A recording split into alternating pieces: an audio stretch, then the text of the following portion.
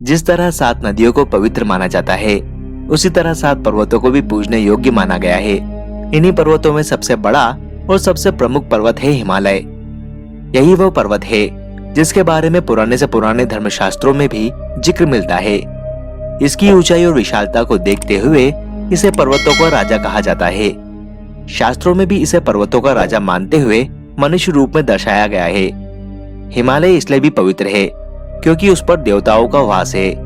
इस पर्वत की गुफाओं में हजारों सैकड़ों सालों से कई ऋषि मुनि तपस्या कर रहे हैं। जब बात हिमालय की आती है तो मानसरोवर, कैलाश और अमरनाथ आदि पवित्र स्थानों की याद आ जाती है।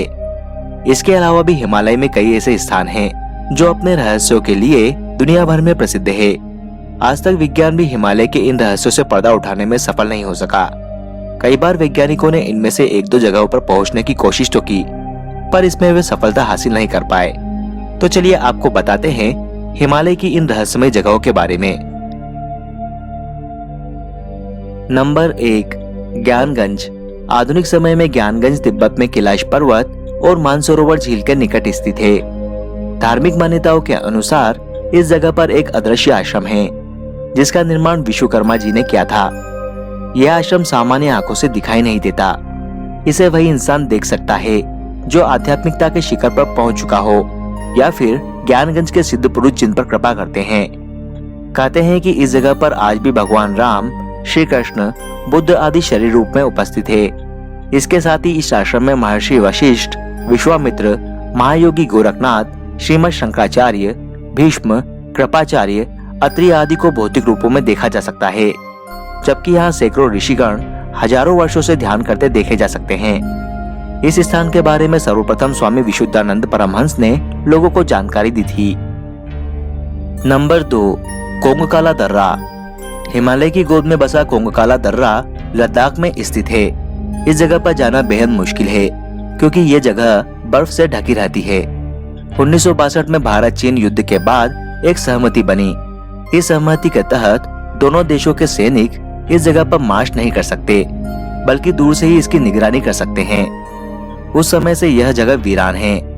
इस बारे में स्थानीय लोगों का कहना है कि कुछ सिद्ध पुरुष कोंगकाला दर्रा पर जाते हैं जहां उन्हें उड़न तश्तरी देखने को मिलती है। अगर कोई व्यक्ति उड़न तश्तरी देखना चाहता है तो कोंगकाला दर्रा में इसे देख सकता है क्योंकि इस जगह पर हर महीने एलियंस आते हैं। लोगों की आवाजाही कम होने की वजह से एलियंस अपनी उड़न तश्तरी लेकर कोंगकाला दर्रा आते जाते रहते हैं। विज्ञान अब तक उड़न तश्तरी की पहेली को सुलझा नहीं पाया है, इसलिए कोंगकाला दर्रा में एलियंस के आने का रहस्य अब भी बरकरार है। नंबर 3, गंगखर पुनसुम। जानकारों की माने तो यह दुनिया का एक ऐसा सबसे ऊंचा पर्वत है जिसके शिखर पर आज तक कोई भी नहीं पहुंच पाया। दुनिया में यह इकलौता ऐसा ऊंचा पर्वत है जिसकी चोटी पर आज तक कोई नहीं चढ़ सका। यह पर्वत भूटान में है। इस पर्वत पर अर्धमानव यति रहता है। कई बार पर्वतारोहियों सहित कई स्थानीय लोगों ने यति देखने का दावा किया है। तिब्बत के लोग इनसे डरते हैं और इनकी पूजा भी करते हैं। वहीं तिब्बती लोग ऊंचे पहाड़ों को भगवान मानते हैं। इसके लिए भी लोगों को गंगखर पुनसुम की चोटी पर जाने की अनुमति नहीं है। नंबर 4, टाइगर नेस्ट मठ। यह मठ खड़ी चट्टान के किनारे स्थित है। इस मठ के मध्य में एक गुफा है। ऐसा कहा जाता है कि यहाँ गुरु पद्मसंभव ने 3 साल, 3 महीने, 3 दिन और 3 घंटे तक कठिन तपस्या की थी। गुरु पद्मसंभव दूसरे बुद्ध के रूप में भी जाने जाते हैं। ऐसा कहा जाता है कि बागिन पर चढ़कर गुरु पद्मसंभव इस गुफा तक पहुंचे थे, अतः इसे टाइगर मठ के नाम से जाना जाता है। सन 1962 में मठ को बनाया गया जो आज भी स्थित है।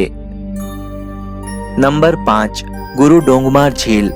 इस झील का संबंध गुरु पद्मसंभव से है। ऐसा माना जाता है कि सर्दी के समय यह झील पूरी तरह से जम जाती थी, जिससे यहाँ रहने वाले लोगों को पानी की बड़ी समस्या का सामना करना पड़ता था। इससे वे लोग बहुत ही परेशान हो गए थे।